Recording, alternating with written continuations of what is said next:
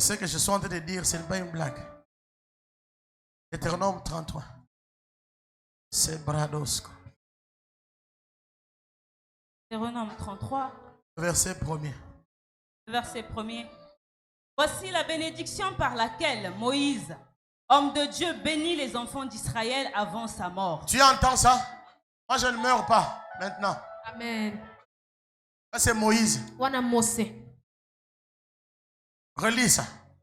Voici la bénédiction par laquelle Moïse, homme de Dieu, bénit les enfants d'Israël avant sa mort. Pas Moïse, père d'Israël, père biologique d'Israël. Non.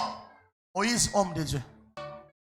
Les bénédictions d'un homme de Dieu sur les enfants d'Israël.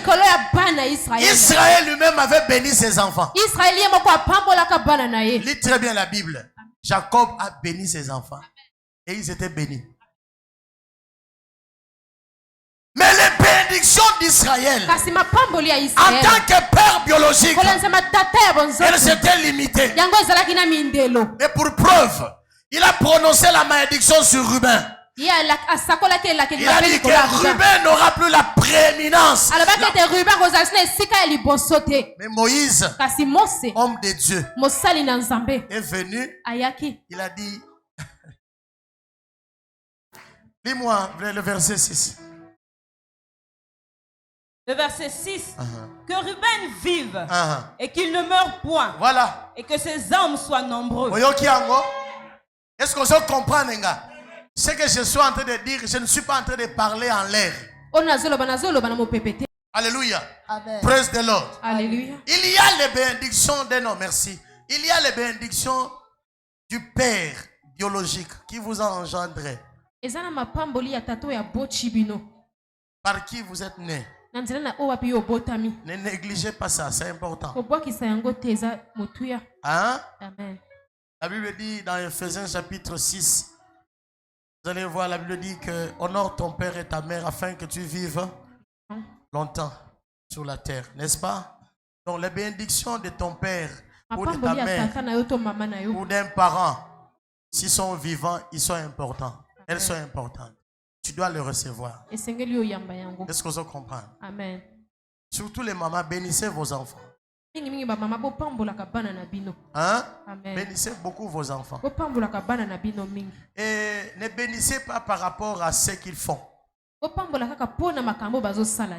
Bénissez-le. Parce que votre bénédiction est une protection. Lorsque vous parlez, les paroles que vous prononcez sur les enfants prennent la forme d'un nuage tout autour des enfants. Est-ce que vous comprenez? Amen. La transformation de ces enfants-là ne dépend pas de vous. Celui qui change les cœurs des hommes, ce n'est pas vous. Viendra un jour où l'Éternel Dieu touchera leur cœur pour les tourner vers lui. Ça, c'est sa responsabilité. Mais votre responsabilité, c'est de prononcer des bonnes paroles. Et ces paroles-là prennent la forme de couverture tout autour d'eux. Je parle à quelqu'un? Est-ce que je parle à quelqu'un? Amen. Israël, Jacob, devenu Israël, a prononcé des paroles sur les 12 tribus. Il a parlé. Il a dit sur Ruben, il dit, toi tu es mon premier fils. Mais tu n'auras plus la primauté, la prééminence. Parce que tu as souillé ma couche. Alléluia. Amen. Tu n'auras plus la primauté. C'était une très forte malédiction. Vous allez constater que Ruben n'avait plus, il avait la part avec ses frères, mais il n'avait plus la primauté. Et quand vous regardez, tout autour de la tente d'assignation, la tribu de Ruben n'était pas à l'est.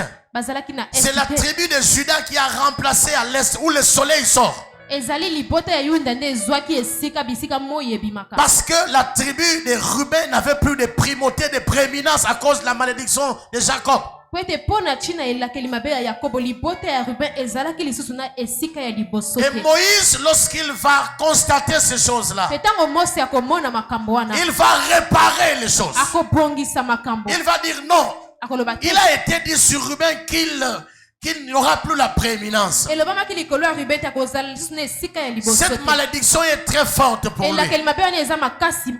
Mais je n'enlève pas l'acte qu'il a posé. C'est vrai qu'il a posé cet acte-là. Mais je vais quand même prononcer une parole afin qu'il vive longtemps. Je vais te dire ce matin, la visitation divine, c'est lorsque un homme de Dieu prononce des paroles sur la vie d'une personne, afin que cette vie-là, cette personne-là quitte des ténèbres à la lumière. Je parle à quelqu'un. Ton père biologique peut prononcer des paroles, il te limite quelque part. Mais ton père spirituel, ton père dans la foi, peut prononcer des paroles pour te donner la direction et la longévité dans l'onction. Tu peux avoir l'onction et non pas vivre longtemps avec l'onction. Il y a des bénédictions que l'homme de Dieu prononce pour changer la vie des gens. Je me tiens ce matin sur cet autel en tant qu'envoyé de Dieu. Je prophétise sur ta vie. Je ne sais pas de quelle famille tu es sorti. Je ne sais pas de quelle famille tu es issu. Je ne sais pas ce qu'on a prononcé sur votre famille. Je me tiens ici en tant qu'oracle de Dieu. Et je déclare sur ta vie et ta destinée. Tu ne mourras pas avant le temps. In the name of Jesus Christ. Que le Dieu qui m'a appelé, le Dieu qui m'a envoyé, le Dieu qui m'a oint, je déclare sur cet autel, au nom de Jésus-Christ de Nazareth, que les ténèbres quittent ta lignée. Quelles que soient les paroles qu'on a prononcées sur vous, en tant qu'oracle de Dieu, je viens les annuler aujourd'hui. Je viens les effacer aujourd'hui. J'enlève ça aujourd'hui. In the name of Jesus. Tu ne vivras plus ce qu'ils ont déclaré. Tu ne seras plus limité comme ils t'ont limité. In the name of Jesus. Je me tiens sur cet autel. Je vous donne la taille de mes pères. In the name of Jesus Christ. Aucun d'entre vous ne sera petit. Je déclare que parmi vous, que la semence de mes pères vienne sur vous au nom de Jésus. La semence de Dayo Samuel dans le sacerdoce, que ça vienne sur vous. La semence de David Oyedepo, que ça vienne sur vous. La semence de Nokadebo, que ça vienne sur vous. La semence de Taousa, que ça vienne sur vous. La semence de Tilosma, que ça vienne sur vous. In the name of Jesus. In the name of Jesus. Que cette bénédiction repose sur votre vie. In the name of Jesus Christ. Vous serez différents dans vos générations. Selon vos générations, vous serez différents. Vous serez distingués. In the name of Jesus. Il y aura une ligne de démarcation entre vous et eux. On vous regardera comme un autre peuple. On vous regardera comme une autre famille. In the name of Jesus Christ. Je prononce ces paroles. Que ces paroles reposent sur vos têtes. Que ces paroles entrent en vous. Que ces paroles opèrent par vous. In the name of Jesus. In the name of Jesus. In the name of Jesus. Veuillez vous asseoir. Alléluia. Amen. Je ne suis pas en train de pleurer de tristesse. Je pleure de joie. Lorsque vous enfantez spirituellement et vous voyez grandir la sémence, voyez la reproduction de la sémence, ce sont des larmes de joie. Je prie que cette sémence va continuer à se reproduire en chacun de vous. Cette sémence-là ne mourra pas. Elle se reproduira de génération en génération. Et il y a des géants qui sont en train de venir. Des hommes géants dans la foi sont en train de venir. Des géantes dans la foi sont en train de venir. In the name of Jesus Christ. Alléluia. Amen. Alléluia. Amen. Le mystère de la visitation divine, c'est que Dieu passe par n'importe quel moyen pour visiter son peuple. Il passe par n'importe quel moyen. Alors ne limite pas Dieu. Ne limite pas Dieu. Je répète qu'il ne passera pas toujours par ce à quoi tu penses.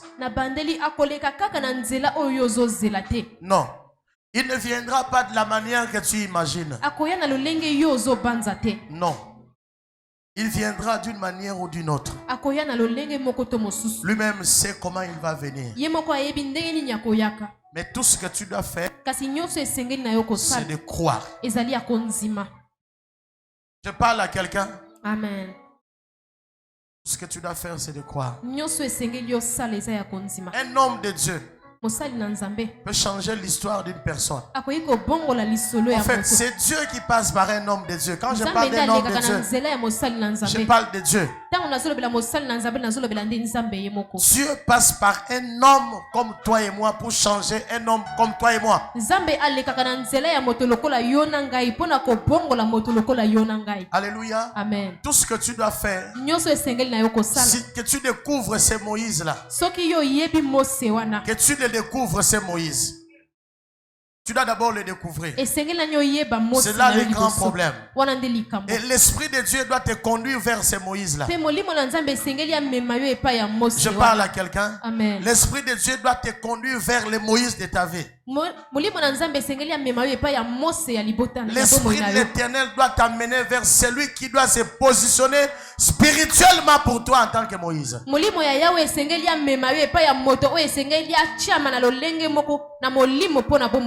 Et Dieu avait dit aux enfants d'Israël, vous le regarderez comme saint. Vous ferez quoi? Vous le regarderez comme saint. Vous allez le regarder comme saint. Vous allez le traiter en tant que saint, saint homme de Dieu. C'est comme ça que cette femme-là, lorsque la femme sunamite va voir le prophète Élisée, elle dit à son mari, cet homme est un saint homme de Dieu.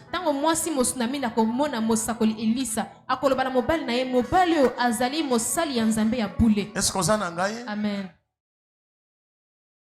La clé, c'est celle-là. Dès que vous découvrez cette clé-là, mettez-vous au pied de ce Moïse-là. Ne lui donnez pas les ordres. Il vous donnera des ordres. Parmi les choses que Dieu reproche aux enfants, a reproché aux enfants d'Israël, la première des choses, c'était la têtudesse. Les enfants d'Israël n'écoutaient pas Moïse. Et nombreux sont morts parce qu'ils n'écoutaient pas Moïse. Est-ce que je parle à quelqu'un? Amen. Et ils ont même poussé Moïse dans l'erreur. Ils ont réclamé l'eau. Moïse ne devait pas frapper les rochers. Il devait parler au rocher. Le rocher, c'est Jésus-Christ de Nazareth. Il est allé frapper 2 fois le rocher.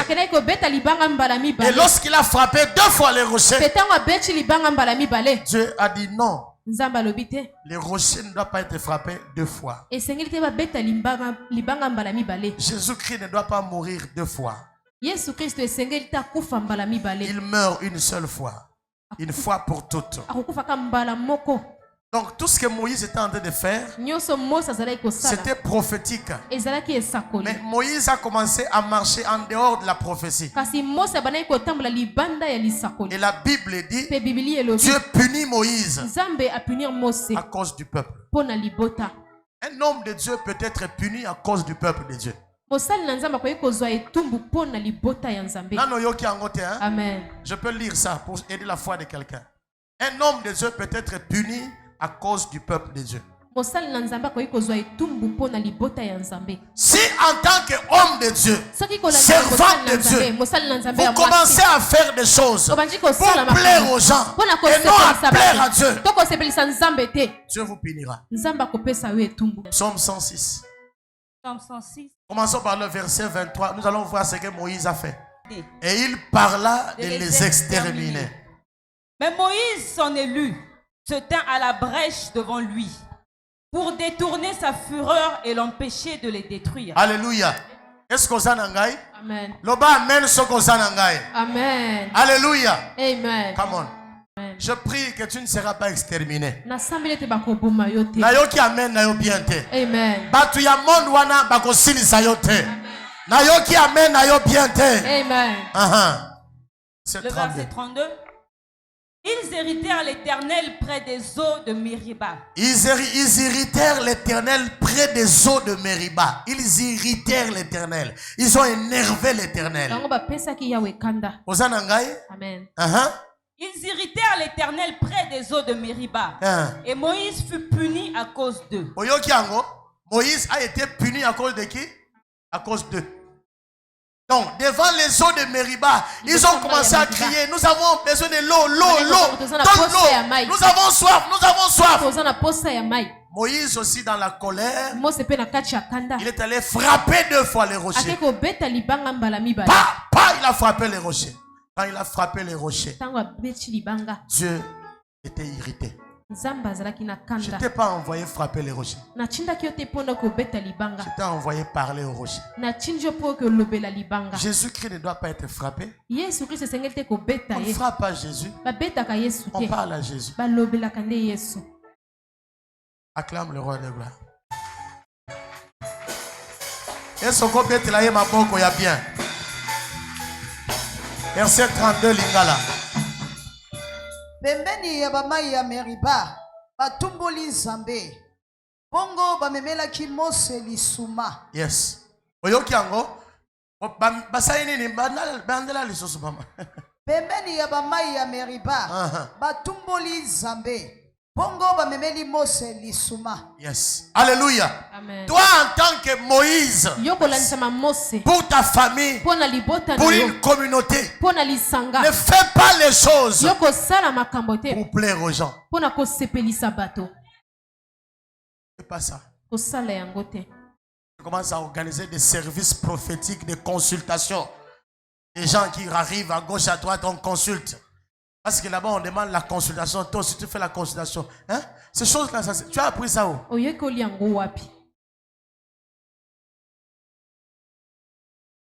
Oh, on ne viendra pas les mains vides devant l'homme de Dieu. Oui, c'est vrai.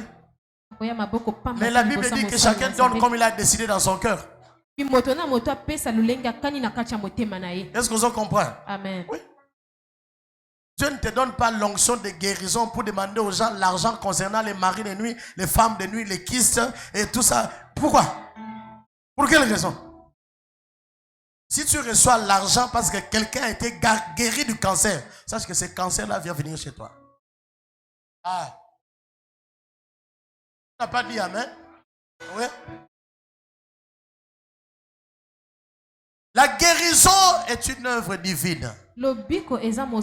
C'est un acte de la compassion de Dieu. de la souveraineté de Dieu.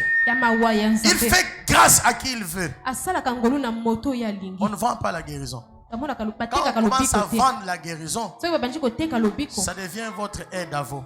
Donc c'est vous qui guérissez. On le dit amen.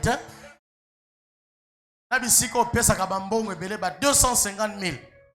Pour service. Service d'une salaire.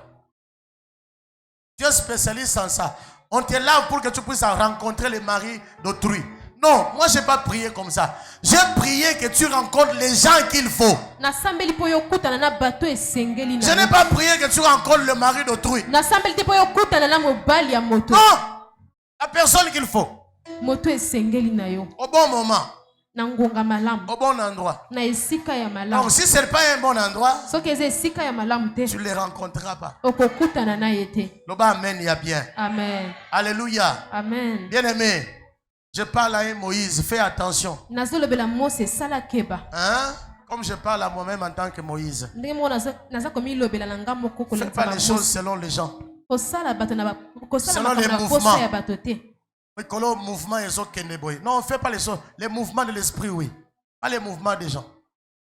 Est-ce qu'on se comprend? Hein? Amen. N'amenez pas les mouvements. Les mouvements, il y a des mouvements. Comme un jour, j'entendais quelqu'un faire la délivrance. Quelqu'un dit au démon, dis la vérité. Est-ce qu'un démon peut dire la vérité? Quand tu demandes à un démon de dire la vérité, dis la vérité, dis la vérité. Est-ce que c'est d'abord un démon? Comment il peut dire la vérité?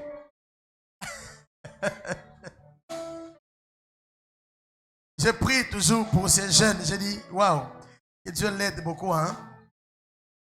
Il a duré dans l'onction. Ça coûte très cher. Aussi longtemps que vous n'avez pas quelqu'un qui vous couvre dans l'invisible, vous serez détruit très tôt.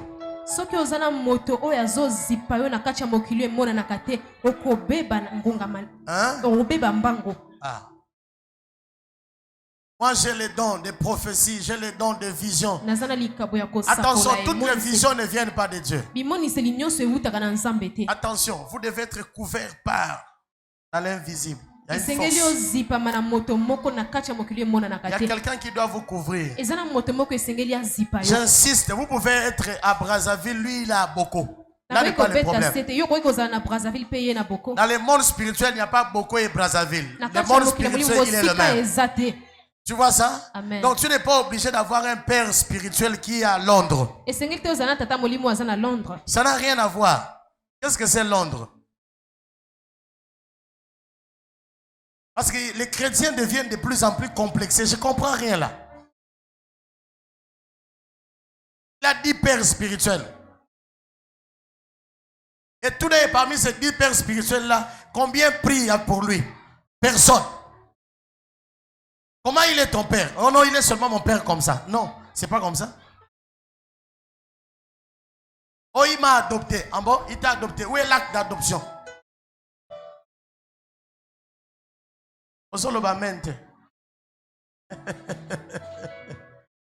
Hein, papa? Alobi azaya yo, mais faut ndimati. Faut reconnaître yango. Atala kimukolo, faut reconnaître.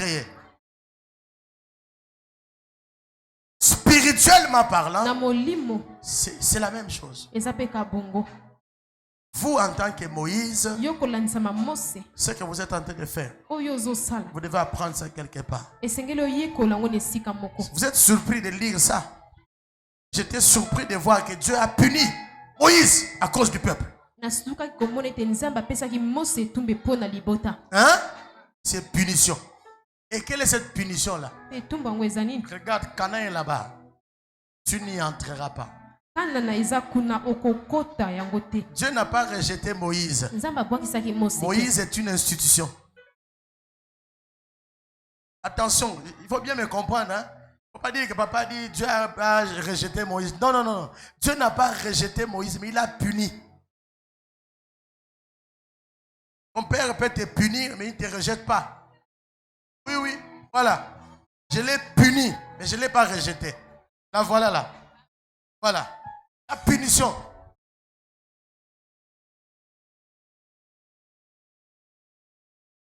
Y a-t-il Moïse ici? Obéis à Dieu. Amen. Ne suis pas les gens. Suis Dieu. La visitation divine est une intervention divine et angélique.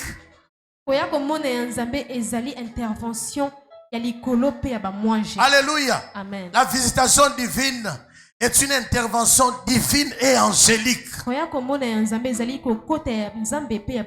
Dans Hébreux chapitre 1, verset 14, la Bible dit, ne sont-ils pas des esprits envoyés au service de ceux qui héritent le salut? Alléluia. Donc les anges sont des esprits qui sont à ton service et à mon service. Loba amen. Amen. Ils sont à ton service. Si tu une église, tu peux adorer les anges, tu peux l'église. Si tu entends dans une église, on adore les anges. Sors de cette église. Ne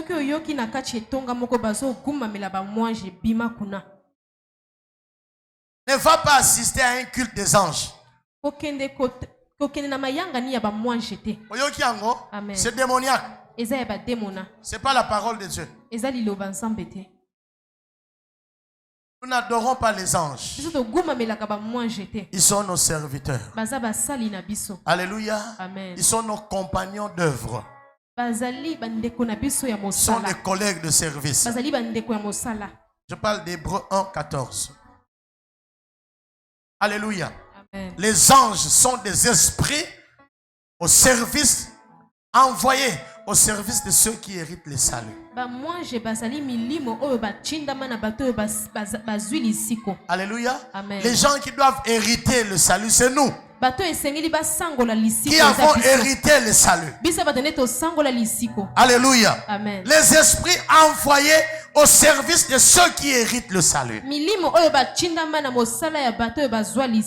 n'adorons pas les anges. On n'a pas un service des anges. On n'a pas un culte des anges.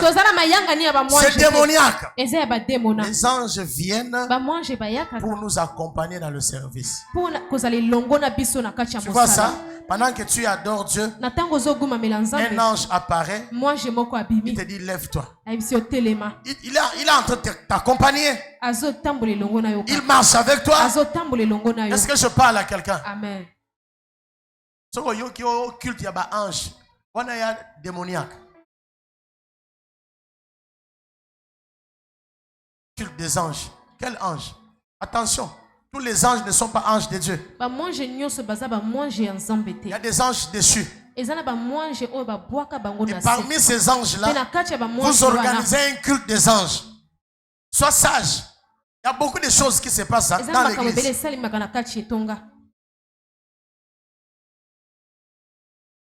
Et ces anges-là, ils ont plusieurs hiérarchies. Tous les anges n'ont pas le même pouvoir. Est-ce que vous en avez? Amen. Tous les anges n'ont pas le même grade spirituel. Tous les anges n'ont pas la même onction. Tous les anges n'ont pas la même mission. Les anges sont selon les niveaux d'onction. Est-ce que vous comprenez? Amen. Lisons très bien dans la Bible que l'ange Gabriel a été séquestré. Prise en otage par qui? Satan. Hein? Si. Il a pris en otage. Hey, petit, reste là-bas. Il a mis là-bas. Gabriel était en train de tournoyer. Il ne savait pas se défendre.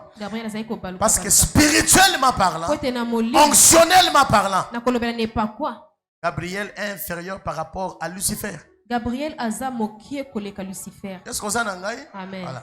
Tous sont apôtres, mais tous n'ont pas la même portée de l'onction. Alléluia. Amen. Oui, oui.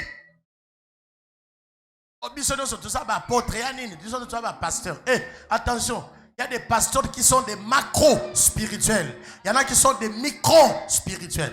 Ils sont tout petits. Ils sont pasteurs tous, mais ils sont micro.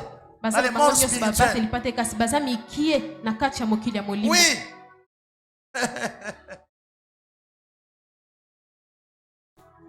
C'est ce qui détruit l'église aujourd'hui. Nous sommes tous des pasteurs. Nous sommes tous des pasteurs, c'est pas grave. Mais la dimension spirituelle n'est pas la même. Parce que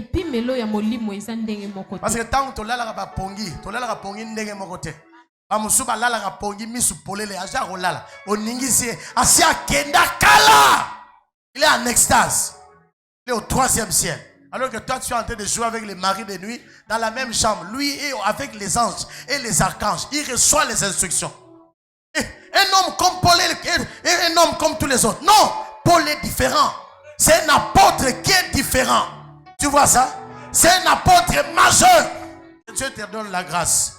Au nom de Jésus-Christ de Nazareth. Il te donne de l'insight. In Jesus' name. Paul n'était pas le même apôtre comme les autres apôtres. Il était différent. Il est allé jusqu'au 3e ciel. Il dit que l'évangile que vous voyez là, moi je ne l'ai pas appris à l'école de Gamaliel. Cet évangile m'a été donné comme mystère. Tu vois ça? Amen. Il a reçu la révélation de l'évangile. Il n'y a pas quelqu'un qui explique le mystère de l'église comme Paul. Il n'y en a pas. Si nous connaissons le mystère de l'église avec l'époux, c'est à cause de Paul. C'est à cause de Paul. Donc, cette personne-là, qui est allée jusqu'au 3e ciel, il a vu les choses qu'un homme normal ne peut pas voir. Après toi, tu le légère, tu dis non, nous sommes des apôtres comme tout le monde. Non. Amen.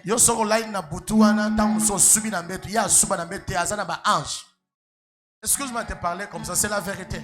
Il est avec des anges en train de voir des choses terribles. C'est pour te dire que le niveau spirituel n'est pas le même. On ne se compare pas. Parce que la distance entre les sacrificateurs et le peuple dans l'Ancien Testament était de 2000 coudées. 2000 coudées, c'est 2 km.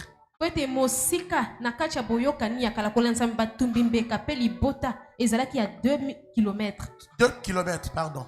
Tu vois, 2000 coudées, 2 km. Ils sont là-bas pratiquement vers, je crois bien, CCF ou là, je sais où. Et le peuple est ici. Ils sont en train de transporter l'arche de l'alliance. Vers Total là-bas et le peuple est ici. Parce que le peuple ne pouvait pas se rapprocher de l'arche de l'alliance. Donc, la visitation divine et la visitation est une intervention divine et angélique. Je veux dire.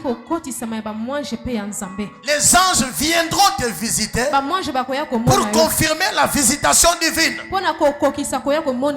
Corneille a prié dans Actes chapitre 10. Il priait, c'était un homme pieux. C'est un homme qui craignait Dieu. Mais savez-vous que les anges ne lui ont pas prêché la parole? Est-ce qu'on s'en engaille? Amen. Les anges ne lui ont pas prêché la parole. Les anges ne prêchent pas la parole. Les anges ont dit, l'ange a dit à Corneille, envoie à Joppé 2 hommes qu'ils aillent appeler Simon, surnommé Pierre. Et il viendra, il va te dire les paroles par lesquelles tu seras sauvé. Pourquoi l'ange n'a pas prêché la bonne nouvelle? Et pesamela bangote bateya. Ange bateya ka te. Alors lorsque vous écoutez certaines doctrines qui vous disent non, on avait un culte des anges aujourd'hui. Faites attention à ça. Faites attention à ça. Oh non, je vais prier pour toi. Tu vas commencer à voir les anges. Attention. Faites très attention à ça. On ne peut pas prier pour toi pour que tu commences à voir les anges seulement. Mais on peut prier pour toi pour que tes yeux soient ouverts.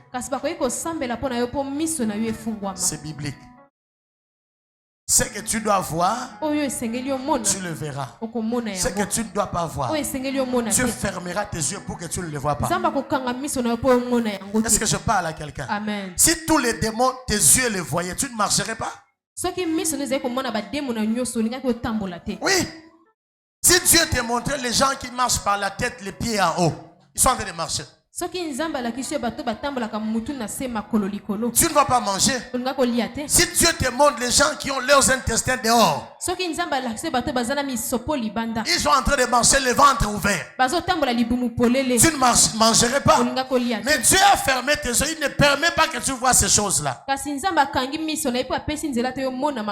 ne dois pas faire les cultes des anges. Arrête de faire les cultes des anges. Fais les cultes du Saint-Esprit. Adore le Saint-Esprit. Et quand le Saint-Esprit sera adoré, les anges qui viennent à cause de leur chef viendront à cet endroit-là. Est-ce que je parle à quelqu'un? Amen. N'adore pas les anges. Travaille avec les anges. Ce sont tes compagnons.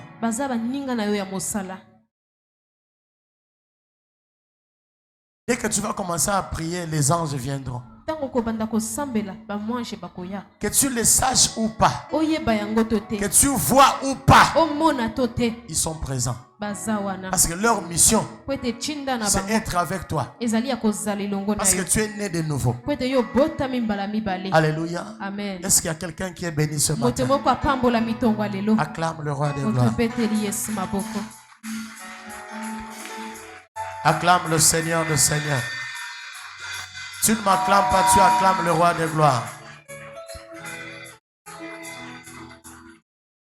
Je déclare sur ta vie ce matin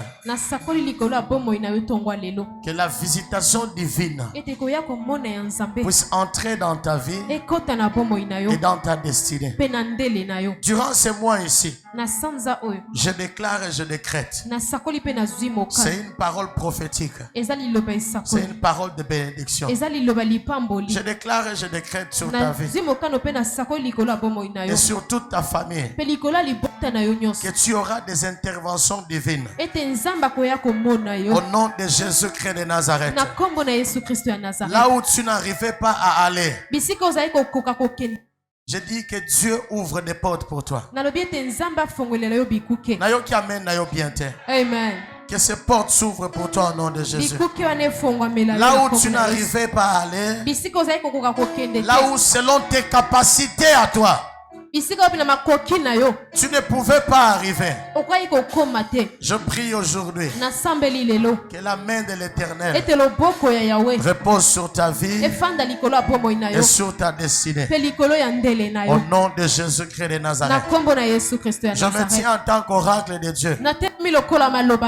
Je bénis ta vie. Je bénis ta destinée. In the name of Jesus. Merci Saint-Esprit de Dieu. Là où tu n'arrivais pas à aller par tes propres efforts, je vois une main étrange qui vient te prendre par la main et te propulser. Dis-moi amen si c'est toi et reçois ça au nom de Jésus. Il y a une porte qui s'ouvre pour toi. Une porte des affaires à l'étranger. Ça s'ouvre pour toi. Je vois des partenaires à l'étranger. Ils vont commencer à travailler avec toi. In the name of Jesus Christ. Je déclare que ces portes-là s'ouvrent. Que la porte de la Turquie s'ouvre pour toi. Ça va commencer par la Turquie. In the name of Jesus Christ. Que la porte d'Abu Dhabi s'ouvre pour toi. In the name of Jesus Christ. Que les portes des nations s'ouvrent pour toi. In Jesus' name. Laisse que ces portes s'ouvrent pour toi. La main que j'ai vue, la main d'un homme que j'ai vu, que cette main-là t'amène jusque-là. Tu n'as pas assez de force. Il y a une main qui te tient par la main, par ta propre main, pour te tirer là. In the name of Jesus Christ. Si tu le crois seulement, c'est ce qui se fera. In the name of Jesus Christ. In the name of Jesus Christ. L'Éternel est ta force. C'est lui qui va t'amener jusqu'à ce niveau-là.